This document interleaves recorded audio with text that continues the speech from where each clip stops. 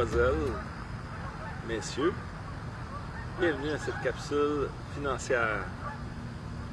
Aujourd'hui, on va parler du régime enregistré d'épargne études. Partez pas trop vite. Je ne sais pas si vous avez des enfants. Peut-être un jour vous allez avoir des petits-enfants. Peut-être un jour vous allez avoir des enfants.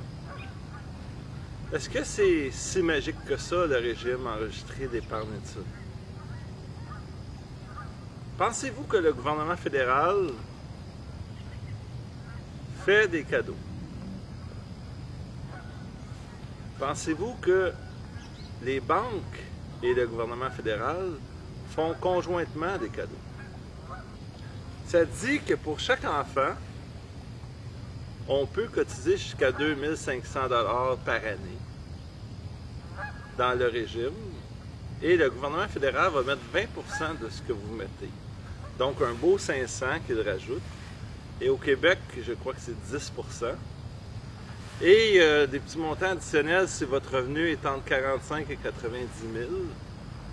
Et un autre petit bonbon additionnel si votre revenu est entre 0 et 45 000 $. Des 5 ou 10% de plus. Est-ce que c'est si magique que ça, un régime enregistré d'épargne études? À première vue, oui. On cotise quand les jeunes ont entre 0 et 17 ans, je crois. Je peux me tromper dans les détails, mais c'est pas important. Il y a des plafonds. Mais qu'est-ce qu'il y a entre 0 et 18 ans? C'est que on a des bonbons fiscaux quand on a des enfants. On a des allocations canadiennes pour enfants, crédit de soutien aux enfants au Québec, crédit TPS, crédit solidarité quand les revenus sont plus modestes. Et ces bonbons-là sont bonifiés quand on réduit le revenu imposable, quand on prend des REER. Est-ce que le gouvernement ne serait pas intéressé à nous voir prendre autre chose que des REER parfois? Pourquoi pas? Parce que quand on prend des REER, le gouvernement, si je prends 2000 de REER quand j'ai 2 enfants, ben ça va peut-être me rapporter 1200 en retour d'impôt en bonbons de toutes sortes, peut-être 1000. Et si j'encaisse les REER quand mes enfants ont passé 18 ans, pour les aider, ça va peut-être me coûter juste 37 %, parce que les bonbons, on n'en parle plus, étant donné que les allocations pour enfants sont disparues, le crédit de soutien aux enfants est disparu, les crédits TPS, crédits solidarité peuvent être disparus aussi parce qu'il n'y a plus d'enfants dans le calcul. Donc, soudainement, quand on y réfléchit bien, on se rend compte que est-ce que ça serait une bonne idée de passer par les REER? Parce que c'est quoi dans le fond? Quand on prend des REER, le gouvernement nous redonne de l'argent. Si on prend un régime enregistré d'épargne études, le gouvernement il donne de l'argent. Mais il en donne moins que si on prend des REER.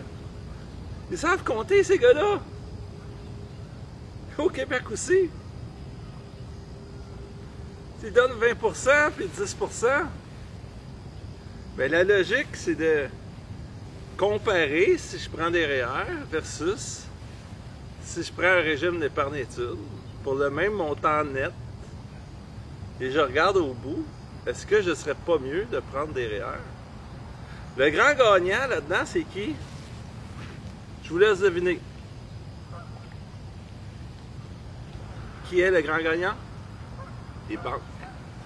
Parce que le gouvernement, quand on prend des REER, puis on a un retour d'impôt, ben là, l'argent, on fait ce qu'on veut avec. Mais là, le retour d'impôt là-dedans, ben c'est pas un retour d'impôt. C'est un bonbon que le fédéral donne, 20%, puis au Québec, 10%, puis des fois un petit peu plus. Ça va direct à la banque, dans le placement. Donc la banque, elle a fait rouler tout ça. Les banques sont les grands gagnants de ça. Après ça, on encaisse. C'est vrai que le jeune, il n'a pas un gros taux d'impôt, il paye à peu près pas d'impôt. Mais ça va tout être du bonus. La question ne se pose pas, OK, on prend un autre bonbon. Celui qui a des droits REER,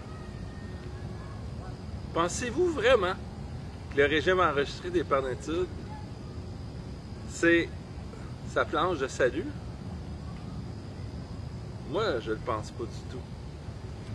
Ce que je veux que vous reteniez de ce que je dis aujourd'hui, je l'ai déjà dit dans d'autres capsules, ils ne font pas de cadeaux. D'ailleurs, dans la formule de bonification, en haut du 20% au fédéral, ils regardent vos revenus entre 0 et 45 000 quelques. C'est la première braquette d'impôt! Oui. Puis l'autre bonbon, c'est entre 45 000 quelques et 90 000. La deuxième braquette! C'est en plein ça. Donc, ils ont analysé ça comme il faut. Ils ont dit, bon, OK, s'ils prennent des REER, on donne un bonbon là, des allocations canadiennes pour enfants, des crédits TPS. Au Québec, ils ont dit, ben oui, OK, nous autres aussi. Mais Québec, eux autres, ont regardé leur table d'impôt qui est un peu différente. D'ailleurs, c'est spécifié dans leur régime. Tout a été pensé. Je vous invite à regarder le régime enregistré d'épargne d'études, partie 3, où on va regarder ensemble les chiffres. Je ne connais même pas à l'avance le résultat de mes simulations, mais j'en ai une très bonne idée. Je vous demanderai s'il vous plaît de ne pas me lancer des roches. Je ne suis qu'une machine à calculer ambulante et un messager. Je vous invite à partager pour vos proches, parents, amis, bref, tous ceux dans votre entourage qui auraient des enfants ou des petits-enfants entre 0 et 18 ans. C'est Daniel Pilon, CPA. Chroniqueur financier, toujours indépendant.